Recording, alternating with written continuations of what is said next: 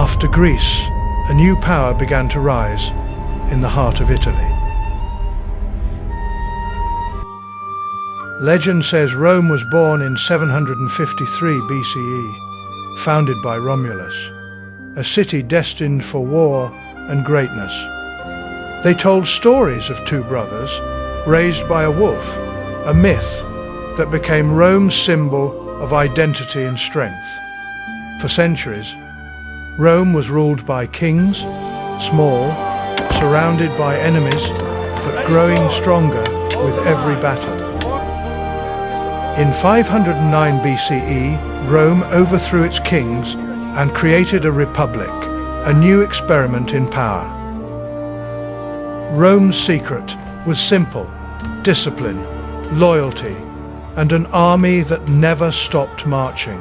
By 300 BCE, Rome controlled most of Italy, and its hunger was growing beyond the peninsula. But across the sea, another empire ruled trade and ships, the Carthage, Rome's greatest enemy. In 264 BCE, Rome and Carthage collided, and the Mediterranean became a battlefield for more than a century.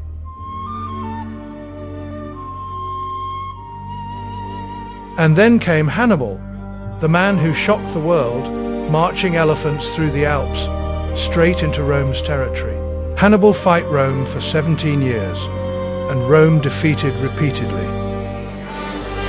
In 202 BCE, Rome met Hannibal one final time at Zama, led by Scipio Africanus, who shattered Carthage's army and ended Hannibal's legend. In 146 BCE, Rome destroyed Carthage in the Third Punic War. Rome now controlled western Mediterranean sea lanes, Sicily, Spain, and North Africa. In the decades that followed, Rome defeated Macedon, the Seleucid Empire, Greece, and Asia Minor. By 130 BCE, Rome controlled halves of Mediterranean. With victory came gold, slaves, and power beyond imagination. One man rose above them all, a general called Julius Caesar. In 50 BCE, Caesar conquered Gaul, crushing rebellions, expanding Rome's borders, and returning as a hero loved by the army and feared by the Senate. With every victory, Caesar gained wealth, loyal soldiers, and influence, until the Republic itself began to tremble. In 49 BCE, Caesar crossed the Rubicon, took control of the state treasury, took control of the Senate, and had himself appointed dictator. The senator was backed by other general named Pompey, and soon will be the one against Caesar's treason. They war for a couple times, but in 48 BCE, at the Battle of Pharsalus, Caesar crushed Pompey's army. Pompey fled to Egypt, but then assassinated upon arrival. By 44 BCE, Caesar had been named dictator for life. Many senators believed he was ending the Republic and turning Rome into a monarchy. A group calling themselves the Liberators decided he had to die to save Rome.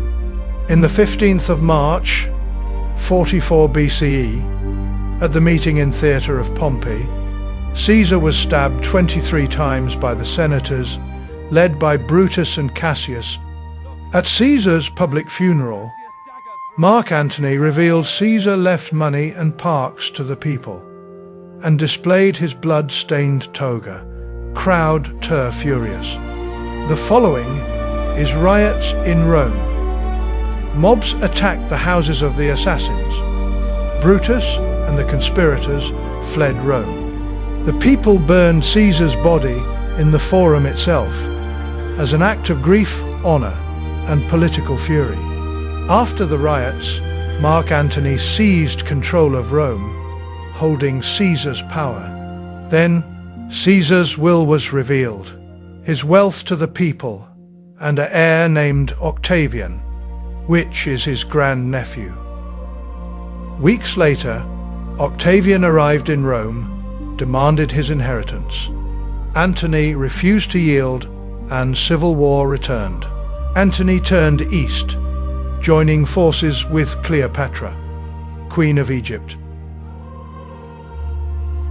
In 31 BCE, at Actium, Octavian crushed Antony and Cleopatra, ending the last civil war. In 27 BCE, Octavian took a new name given by Senate, Augustus, and Rome entered a new age. Augustus ruled subtly, keeping the Senate, while controlling the army, the treasury, and the law. Thus began the Pax Romana, 2 centuries of peace. The greatest achievement of the Pax Romana was not monuments or wealth. It was 2 centuries of enforced peace that allowed civilization to flourish. At its peak, Rome ruled from Britain to Egypt, from Spain to the deserts of Syria. At end of Pax Romana, multiple armies proclaimed their own emperor based on payment. Thus started another civil wars. Endless wars drained the treasury, gold ran dry, and faith in Rome's economy collapsed. And then came Constantine, who won the civil war at the Battle of the Milvian Bridge in 312 CE. Before battle, he saw a Christian symbol, the Chi-Rho, and the later adopted it on his standards. Constantine moved the empire's heart to east, founding a new capital, Constantinople. In 395 CE, Rome was too large to rule as one. The empire then divided into east and west. The west was poorer, its armies weaker, its borders exposed. Power and wealth shifted east, away from Rome. In 410 CE, with no strong army to defend it, Rome was sacked by the barbarians. After 476 CE, Western Rome divided into new kingdoms and fell into several hands. Italy fell to Odoacer, then the Ostrogoths, Gaul to the Franks, Spain to the Visigoths, and North Africa to the Vandals. But Rome never truly died. East Roman Empire still stood, ruling from Constantinople for nearly 1,000 years. And Rome's legacy still shapes the world today.